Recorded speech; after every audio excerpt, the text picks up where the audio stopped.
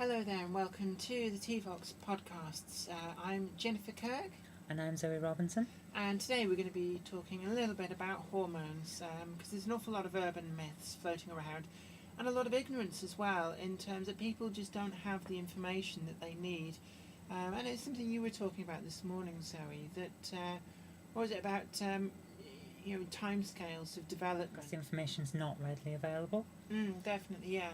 And that comes down with the timescale as well. People don't know what to expect when it comes down to how long they've got to wait for effects from the medications. Yeah, I've seen quite a few cases through support groups of people who've, after 6 months, they're getting impatient, going, "Oh, my breasts aren't developing. I'm going to have a boob job," and there are huge risks involved with that. Not least that you can still get later breast development. Having a boob job, breast augmentation, doesn't remove your body's ability to continue to develop breasts, and what you then end up with is quite deformed breasts because they will grow around the silicone packs, and you find that you then have to have the breast augmentation reversed because you end up with lumpy breasts. Yeah, and I like to point out at this stage that it doesn't happen to everyone. I mean, it can genuinely be a worst case scenario, but at the same time, is it worth the risk? Instead of just waiting. Yeah, I think that there needs to be a lot of patience. Yes. I've heard a lot of stories about people going for surgery, gender reassignment, and at the same time having a boob job, which may work for a few people, but in certain cases, I mean, I don't know about you, but my breasts grew after gender reassignment. Yeah. Quite significantly, in fact. So I'm glad I didn't go for the boob job because then I would have been in that scare story area. Yeah, I know that most of my breast development has come about post-op.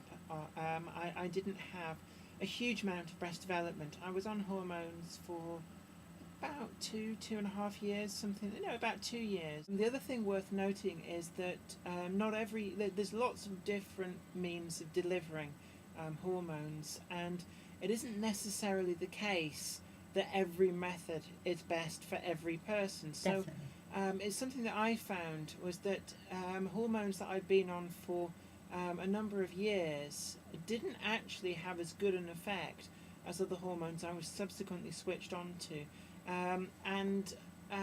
It's also another urban myth that if you don't get any development in the first 2 years, that's it, that's all you're going to get. That's rubbish, because at any point in the life cycle of a human being, they're more than capable of developing secondary sexual characteristics in the presence of certain hormones. So, for example, somebody who transitioned in their 50s or 60s, if they go onto the hormones, they will go through another puberty, and there's nothing to stop them from developing breasts. So one of the urban myths about the younger you are, the better you'll do, is actually somewhat false. The only thing that I think maybe that myth came from is that the damage from, in the case of male to female transsexuals, of being on testosterone for a good few years, 20, 30 years, is that you will have a lot of irreversible secondary male characteristics, things like brow ridge, jaws, things like that, and some of your bone structure, which isn't particularly reversible without surgery. But in terms of development of breasts, that it doesn't really matter how old you are when you start hormones. Exactly. It may well be the case if you're not getting the development that you were expecting, or you thought, my friend such and such had wonderful development, why am I not getting it? It could well be that the hormone preparation that you're on isn't actually doing you any favours. It is possible I'm obviously fairly more familiar with male to female trans people, but certain ethinyl estradiol molecules cannot be cleaved by certain individuals. It's a significant but small percentage of people, and it turned out I was one of them. And what that actually means when you hear in medical terms your body cannot cleave a certain molecule is that your body doesn't respond to it. It can't do anything much with it. It can't take the molecule in the tablet and break it down into the part that you need, just as other people can. In females, there's two kind of important hormones. There are more, but the two biggies are estrogen and progesterone.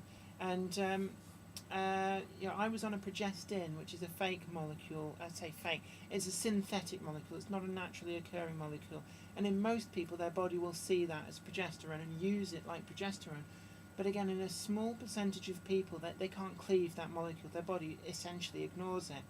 And when I was changed onto a natural preparation of progesterone, all of a sudden I found I was getting the breast development, which the specialists have said, oh no, after 4 or 5 years, that's it. Breast augmentation's the only way. And I'm actually, I don't need breast augmentation anymore. That's excellent.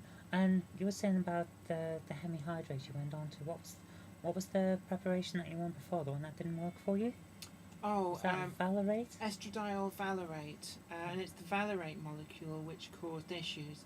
Estradiol valerate is quite a common hormone preparation, mostly because it's quite cheap. So it's much less expensive than some of the others that you can be put onto. So it would effectively be the default option for most people? Yeah, just like Ovisman, which is ethinyl estradiol. There's just one last thing that I want to touch on. It's another one of the urban myths, and I think it's quite important to dispel this. There is a bit on the T-Vox wiki about this, but a lot of specialists, or gatekeepers as we call them, the less professional specialists, one of the favourite stories that they tell to try and, in effect, stop trans people from self-medicating is they try and convince people that if you take too much estrogen by self-medding extra, that it's converted in the body, excess estrogen is converted into the body into testosterone, and this is absolute rubbish. And I feel it's important to say this because, whilst let's not forget there are some involved with it. If you take far too much estrogen, there are other medical risks, but one of them isn't testosterone. And I think this story's come about because, what do male to female trans women fear the most? I mean, testosterone is like kryptonite to us. So if you're led to believe that, if you take too much estrogen, it turns back into kryptonite, it kind of stops you from doing that. But it's not true. But I wouldn't advise taking, grams upon grams of estrogen because I think it can cause strokes. Blood clots, strokes, heart problems, and a general fact that you'll get sick and your liver will effectively shut down because you're poisoning yourself with too much hormone. They're real risks. Increased risk of breast cancer as well. Yes. Estrogen can trigger breast cancer. And that is important to note that trans women and trans men as well, and in fact any cisgendered person, male or female, can get breast cancer. And it might be something that is not so well known that men can get breast cancer and trans women can get breast cancer. So it's one to watch out for. If you're on a high dose for quite a few years or decades, it is something you have to be aware of.